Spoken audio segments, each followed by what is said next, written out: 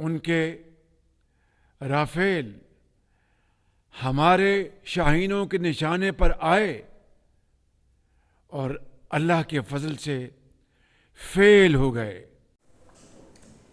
जय हिंद दोस्तों, मेरे चैनल डिफेंस डिस्कशन में आप सभी का स्वागत है। दोस्तों, ऑपरेशन सिंदूर खत्म नहीं हुआ है। इंडियन एयरफोर्स ने आज बिल्कुल साफ कर दिया है कि ये ऑपरेशन जारी है और अब फिलहाल पाकिस्तान के लिए जागने का वक्त आ चुका है।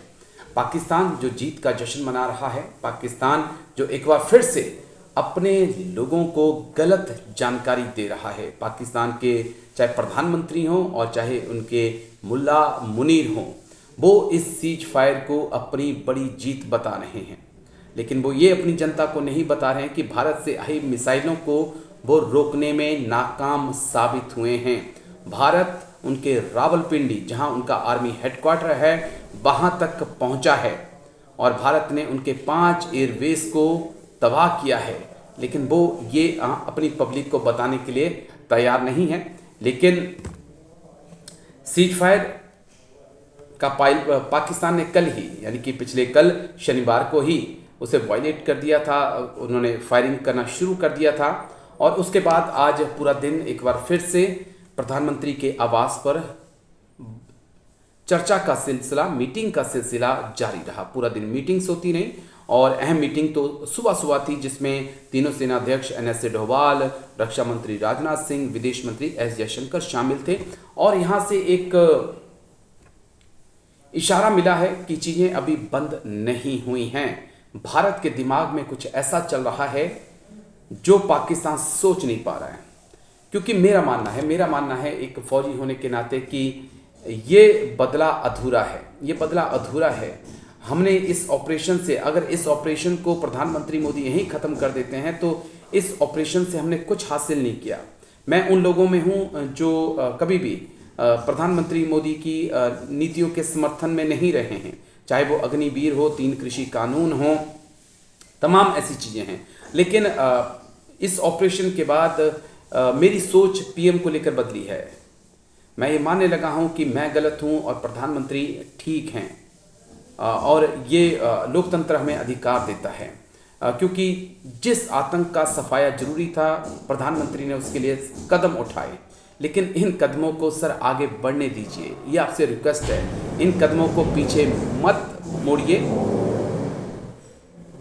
और नहीं तो इतिहास, आने वाला वक्त आपसे पूछेगा सर कि आपने इस पूरे ऑपरेशन से क्या हासिल किया है।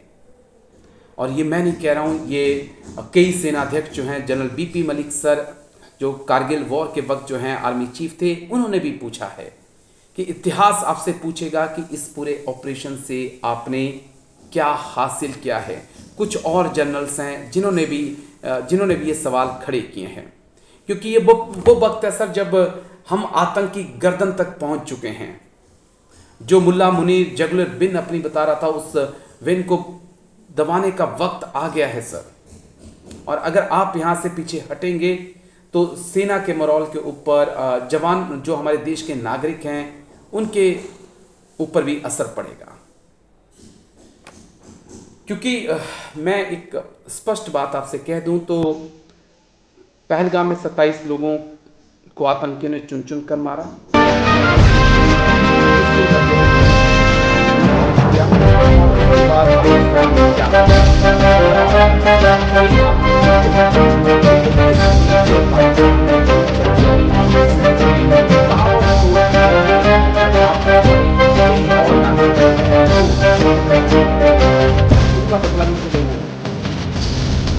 का बदला खून होता है। दूसरी तरफ हम देखें, दूसरी तरफ तो पाकिस्तान में जश्न का माहौल है। पाकिस्तान के प्रधानमंत्री जो कि मुझे लगता है ना जाने कौन सा नशा करके सोते और जागते हैं, वो कह रहे हैं कि हमारी बहुत बड़ी जीत है। और तो और वो उनका दावा है कि हमने भारत के 36 से 40-50 राफेल जो हैं वो मार गिराए हैं। तो हैरानी भी होती है, भाई इतने तो हमने अभी खरीदे नहीं है, तुमने कहाँ से मार गिराए। और दूसरी तरफ मुल्ला मुनीर के जो हौसले हैं वो काफ़ी बढ़ गए हैं और ये ठीक नहीं होगा, ये ठीक नहीं होगा। और एक सवाल और बस कि अच्छा होता जो मैं चाहता हूँ कि सीज फायर ही होना था, तो कम से कम पहले पाकिस्तान के जनरल्स आते, पाकिस्तान के डीजीएमओ या दूसरे जनरल्स आके प्रेस कॉन्फ्रेंस करते और उसके बाद वो कहते कि हम सीज फायर के लिए तैयार हैं। उसके बाद जो है फिर अमेरिका आता, अमेरिका कहता कि हमने सीज फायर के लिए मध्यस्थता की है, दोनों देशों से रिक्वेस्ट की है।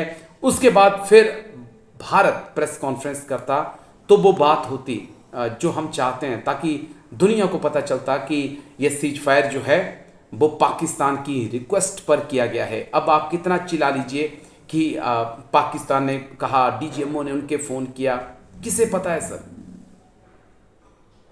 अगर अमेरिका ने आपसे सीज फायर के लिए कहा, पाकिस्तान से कहा, तो अमेरिका को क्या साफ नहीं किया जा सकता था कि आप पहले पाकिस्तान के जनरल्स को कहिए कि वो आकर प्रेस कॉन्फ्रेंस करें, प्रेस ब्रीफ करें और कहें कि हम सीज फायर हिंदुस्तान के साथ चाहते हैं। एक बार एक पॉइंट क्लियर हो जाता, पाकिस्तान की आवाम को भी पता चल जाता कि क्या है, हमारे देश के लोगों को भी ये पता चल जाता कि घुटनों के बल जो है पाकिस्तान की आर्मी आ गई है।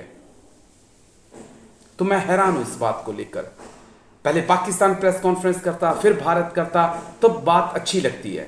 लेकिन आपने पहले प्रेस कॉन्फ्रेंस करके और 2 मिनट में विक्रम मिस्त्री सर आए, बताया और चले गए। उसके बाद कई सवाल उठ रहे हैं। तो ये कुछ पॉइंट थे जो मुझे रखने थे। वक्त मुझे नहीं मिल पा रहा है, पूरा दिन बड़ी खबर चल रही है। और आपको तो पता ही है देश के मीडिया का हाल। मुझे भी अपना पेट भरना है। यूट्यूब से तो इतना कुछ आता नहीं है कि मेरा पेट, मेरा परिवार पल जाए। लेकिन जो सच होता है सच बोलना पड़ता है। लेकिन पीछे काम चल रहा है, तो आई नो कि थोड़ी डिस्टर्बेंस आई है वीडियो के अंदर आवाज़ का। माफ़ी चाहूँगा इसके लिए, लेकिन समय का अभाव है। ध्यान रखिए, अपना ध्यान रखिए और उम्मीद करिए। लास्ट में यही कहूँगा, उम्मीद करिए कि अभी ये बदला पूरा नहीं हुआ है, बदला अधूरा है और ऑपरेशन सिंदूर अभी जारी है और आने वाला वक्त जो है पाकिस्तान के लिए भारी है। थैंक यू सर, जय हिंद आप सभी के लिए। Thank you. श्रद्धांजलि अर्पित करना चाहता हूं जिन लोगों की मौत पिछले कई दिनों में हुई है। दूसरा, मैं भारतीय सेना, भारतीय वायुसेना, थल सेना, हमारे सैनिकों का, हमारी फौज का जो पराक्रम और शौर्य है, मैं उसको सलाम करना चाहता हूं। और भारतीय सेना ने एक बार दोबारा दिखाया है कि वो दुनिया की सर्वोत्तम सेनाओं में से एक है। A professional armed forces that is second to none. The valor, the bravery and the professionalism of the Indian armed forces is unprecedented and second to none.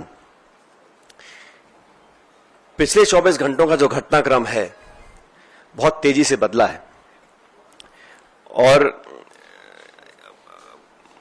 हम सबको बड़ा आश्चर्य हुआ जब सीज फायर की जो घोषणा है वो अमेरिकी राष्ट्रपति ने करी। ये शायद पहली बार हुआ है कि इस प्रकार की सीज फायर की घोषणा सोशल मीडिया के माध्यम से अमेरिका के राष्ट्रपति करते हैं। और जो उन्होंने अपने सोशल पोस्ट पर लिखा है उस पर भी हमको ध्यान देना चाहिए।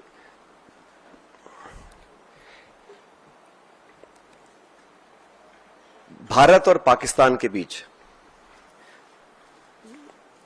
जो मसला है उसका अंतर्राष्ट्रीयकरण करने का जो एक ये नया कदम हम लोगों ने देखा है, ये बहुत आश्चर्यजनक है। और कांग्रेस पार्टी बहुत लंबे समय से इस मांग को करती आई है कि हम लोगों को पार्लियामेंट का एक विशेष सत्र बुलाना चाहिए।